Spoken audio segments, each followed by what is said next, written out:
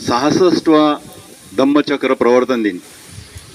मैं वैसे बहुत सारे लोग यहाँ मध्य प्रदेश और छत्तीसगढ़ उधर से भी आते हैं, यूपी से आते हैं, बिहार से आते हैं, और हम लोग तो सब मराठी जानने वाले हैं। और मराठी जानने वाले वैसे भी सीपी एंड बेरार की राजधानी रही है, इसलिए हिंदी बराबर समझ जाती है।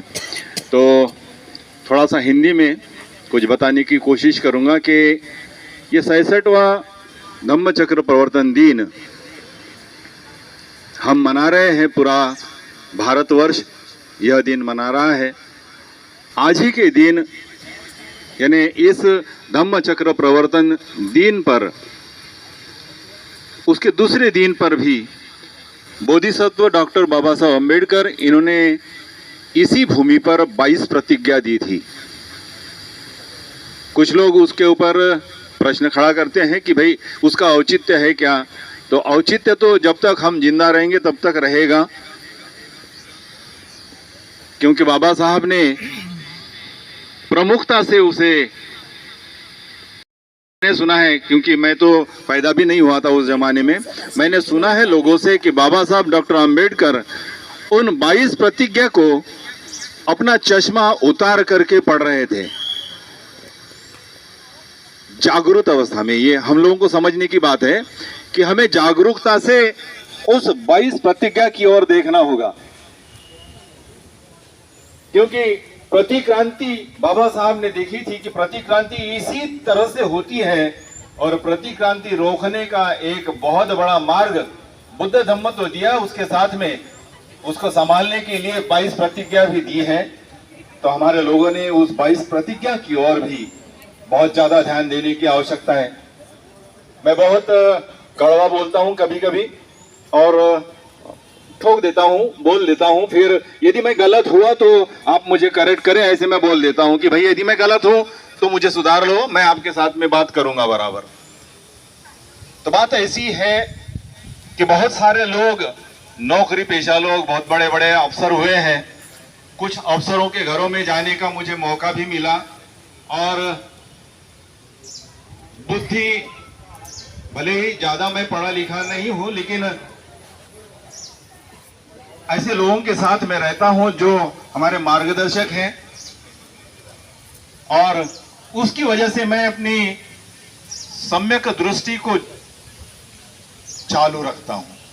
और तब मैं कहीं किसी अफसर के घर में जाता हूं या किसी उपासक उपासिकाओं के घर में जब मैं जाता हूं, तो मैं सीधा पानी पीने के बहाने या और किसी बहाने सीधा आर पार इधर से उधर निकल जाता हूं, और फिर उधर से वापस आकर के मैं अपनी प्रतिक्रिया उसी घर के मालक को या जो व्यक्ति रहता है उसको थोप देता हूं कि भाई तुम्हारे घर में तो यार बहुत पढ़े लिखे हो और ये करते हो, तुम्हारे घर में तो ये बाथरूम में तंबाकू की पूड़ी दिख रही है।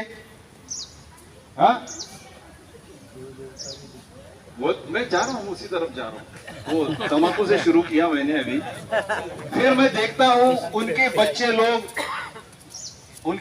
लोगों के या उनके नाती पोती होते हैं, उनके पाँव में, हाथ में, गले में काला धागा। बहुत बड़ी बात नहीं, मैं डंके की चोट पे कहता हूँ, सदानंद जी फुलेले जब जीवित थे, मैं गया था एक बार, उनके नाती के पाँव में और हाथ में काले धागे का। मैं बोला ये क्या चीज है? अरे ये जाने तो, बोले ये सुनते नहीं है, बोले बच्चे लोग। तो हो सकता है मुझे उसके बाद में, अब वो बोला हूं तो उसके बाद में मुझे यहाँ आने देंगे क्या मालूम नहीं, लेकिन मैं बोलता हूँ डंके की चोट पर ऐसा बोला था उनको। तो ऐसे अफसर लोग, या अभी तो फैशन के रूप में काला धागा पाँव में बांधते हैं। लड़कियां बांधती है, सुंदर सुंदर लड़कियां हमारे समाज की, बुद्धिस्ट होकर के महिलाएं बांधती है तो बांधती है, वो पुरुष भी बांधते हैं। मैं उनको पूछता हूँ भैया इससे क्या हो रहा है? कुछ फायदा है इससे कि फिर से तुमको झाड़ू और गाड़गा बांध के लेना है?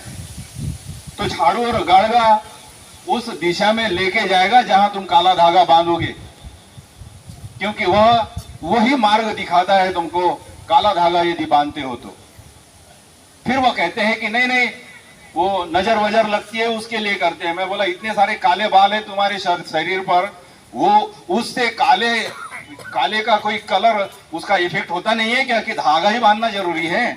काले बाल है ना तुम्हारे पास, तो फिर निरुत्तर होते हैं, कुछ बोलते हैं कि नहीं नहीं मेरे बाप दादा ने बांधा था या मेरी माँ बांधती है, मैं बार बार, तो ये चलते रहता है। इसके ऊपर भी हमें जागरूकता से रोकथाम करनी होगी। यहाँ जितने बैठे हैं उपासक उपासिका, हो सकता है उनके भी घर में ये बात हो, अपवाद हो सकते हैं, बल हो सकता है, तो अभी घर में जाकर के हो सकता है मैं कभी आऊं या यहाँ पर सुने हुए हमारे जागरूक कार्यकर्ता किसी के घर में जाएंगे तो पता चले ऐसा हुआ, तो अगली बार आएंगे तो आपको वंदना संघ में यहाँ पर जवाब देना पड़ेगा।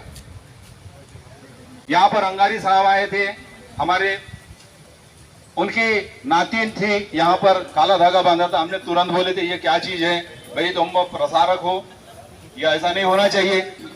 तब उन्होंने बोला था ये सुनते नहीं है, यहीं पे बोला था, मैं अपने घर से थोड़ी बोल रहा हूं। तो ये मैं क्यों बोल रहा हूं, मेरा किसी व्यक्ति विशेष से कोई ये नहीं है, मैं कहता हूं बाबा साहब की दिशा में चलते हो तो एक कदम अच्छे से चलो यार, ईमानदारी से चलो। 10 कदम नहीं चल सकते, किसी के साथ बेईमानी भी मत करो। बेईमानी का बहुत ज्यादा चलन चलता है और बाद में हम जाकर के बड़े बड़े भाषण देते हैं, बहुत बेईमानी करते हैं और जाकर के भाषण देते हैं, तो उसके ऊपर में आप लोग ध्यान दें। मुझे बोलने का मौका दिया, आप लोगों ने बहुत शांति से सुना, इसलिए आपका बहुत बहुत साधुवाद।